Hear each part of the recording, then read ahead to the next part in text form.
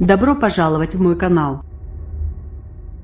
Infographie. Au terme d'une première année rocambolesque passée à la Maison-Blanche, le 45e président des États-Unis s'est déjà séparé de plus d'un tiers de ses conseillers.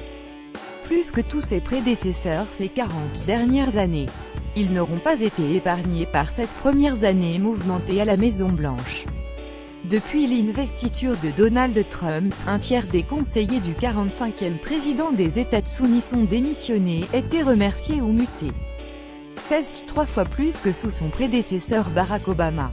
Un turnover sans précédent, d'après Catherine Duntenpa, de la Brookings Institution, qui a comptabilisé les départs de la Maison-Blanche au cours des 4 dernières décennies. C'est un président sans expérience du gouvernement et entouré de personnes qui sont tout aussi inexpérimentées, estime la chercheuse interrogée dans le Wall Street Journal. Retour sur les premières victimes de la présidence Trump. Pourquoi est-il parti? Le général à la retraite Michael Flynn, conseiller à la sécurité nationale, est le premier à quitter la Maison-Blanche, contraint et force, 3 semaines seulement après son entrée en fonction. Quelques jours plus tôt, la presse révèle ses contacts répétés avec l'ambassadeur russe à Washington, Sergueï Kislyak, notamment après que Barack Obama a annoncé des sanctions contre la Russie pour son ingérence dans la campagne électorale. Qu'est-il devenu? Depuis, l'éphémère conseiller du président a été mis en examen dans l'affaire russe par le procureur spécial Robert Mueller. Présenté à un juge en décembre, il a plaidé coupable pour avoir sciemment menti au FBI sur ses contacts avec le diplomate russe. Sa collaboration avec les enquêteurs laisse présager le pire pour la Maison-Blanche. Pourquoi est-il parti? Le Chief of Staff Reince Priebus paye notamment les résistances de la majorité républicaine dont il était issu. La position du chef de cabinet de la Maison-Blanche s'était déjà fragilisée après l'arrivée une semaine plus tôt d'un nouveau directeur de la communication, Anthony Scaramucci. Celui-ci l'avait publiquement accusé d'être à l'origine de fuites dans la presse et menacé de le virer. Qu'est-il devenu? Reince Priebus a rejoint fin octobre son ancien cabinet d'avocats de Milwaukee, dont il dirige les bureaux basés à Washington. Il figure aussi comme conférencier dans le catalogue du Washington Speaker Bureau. D'après le Washington Post, l'ex-Chief of Staff a déjeuné avec son ancien patron courant décembre pour évoquer avec lui les élections de mi-mandat. Pourquoi est-il parti?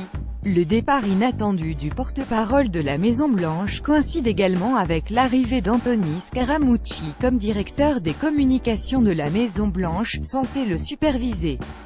Après le départ de Michael Dubke, Sean Spicer cumulait les 2 fonctions.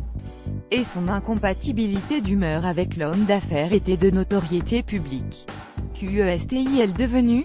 Régulièrement moqué dans l'émission Saturday Night Live, l'ancien porte-parole de la Maison-Blanche s'est offert une revanche lors d'une apparition surprise aux Emmy Awards en septembre. Il prépare également un livre sur son expérience à la Maison-Blanche qui devrait sortir dans le courant de l'année. Pourquoi est-il parti? Le sulfureux directeur de la communication de Donald Trump, Anthony Scaramucci, aura tenu seulement 11 jours à son poste. En cause une interview dans le magazine New Yorker d'une rare vulgarité. « Je ne suis pas Steve Bannon, je n'essaie pas de sucer ma propre bite », avait-il notamment déclaré. Qu'est-il devenu? The Mooch, pour les intimes, a depuis fait son retour sur les plateaux TV où il défend bec et ongle la politique du président des États-Unis. Début janvier, il a nié la rumeur persistante de son retour à la Maison-Blanche. Pourquoi est-il parti? La stratège du président, Steve Bannon, a perdu sa guerre contre le clan des généraux. À croire le New York Times, le héros de l'ultra-droite avait en réalité déposé dès le 7 août sa démission sur le Resolute Desk du président. Les événements de Charlottesville, où un rassemblement de suprématisme blanc s'est soldé le 12 août par la mort d'une militante antiraciste, ont précipité de quelques jours sa chute. Qu'est-il devenu? Son avenir s'est considérablement obscurci. Renié publiquement par le président, Steve Bannon a aussi été écarté de la présidence exécutive du site d'extrême droite Breitbart News.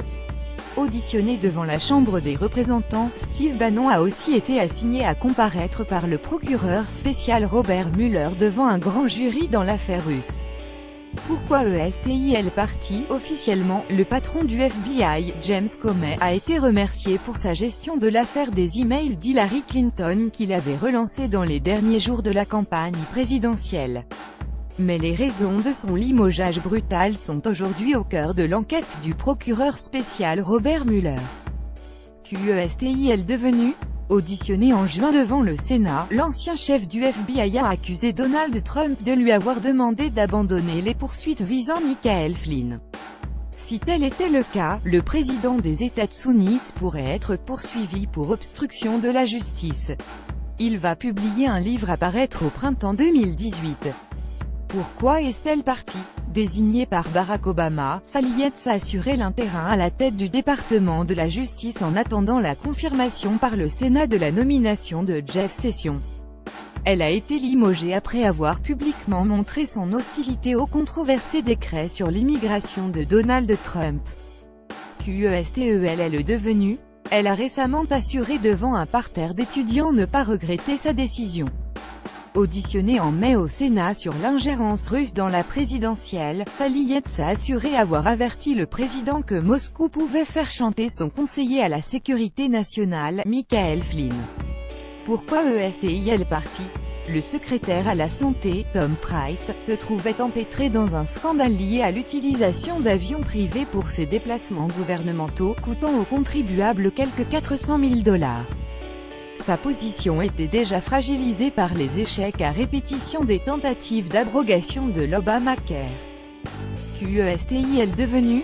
Le chirurgien orthopédique a rejoint en début d'année le conseil consultatif de la société Jackson Healthcare, fournisseur de soins de santé et de services technologiques basé en Géorgie. Pourquoi est-elle partie? La chef de cabinet adjoint Kathy Walsh, proche alliée de Reince Priebus, est poussée à la démission après l'échec de la loi abrogeant l'Obamacare. Selon le site Politico, elle a été exfiltrée vers l'organisation pro-Trump America First Policies, extérieure à l'administration. QESTEL est devenu? Son temps là-bas est désormais compté après la parution du livre Fire and Fury, croit savoir Bloomberg. L'auteur lui prête notamment cette phrase peu amène sur son passage à la Maison-Blanche, c'est comme essayer de comprendre ce qu'un enfant veut.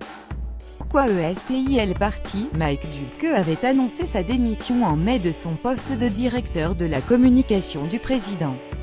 Il a évoqué un départ pour raisons personnelles à ses collaborateurs. QESTIL devenu? L'éphémère directeur de la communication a repris son poste à la direction du BlackRock Group qu'il a cofondé. Il est depuis resté tout aussi discret que durant son bref passage à la Maison-Blanche. Pourquoi ESTIL parti? Le directeur du Bureau pour l'éthique gouvernementale, Walter Shaub, a donné sa démission après plusieurs accrochages avec le président et ses équipes. Il avait notamment jugé que Donald Trump ne s'était pas suffisamment distancé de son empire. QESTIL devenu? Walter Shaub a rejoint Campaign Legal Center, une ONG spécialisée dans les élections et la transparence du financement électoral. S'il a quitté l'administration Trump, Walter Shaub n'a pas cessé pour autant de critiquer le 45e président des États-Unis. Il prend régulièrement la plume sur Twitter pour faire savoir ses désaccords. Pourquoi ESTIL parti? Sebastian Gorka, conseiller de Trump et ancien de Breitbart News, était un proche allié de Steve Bannon.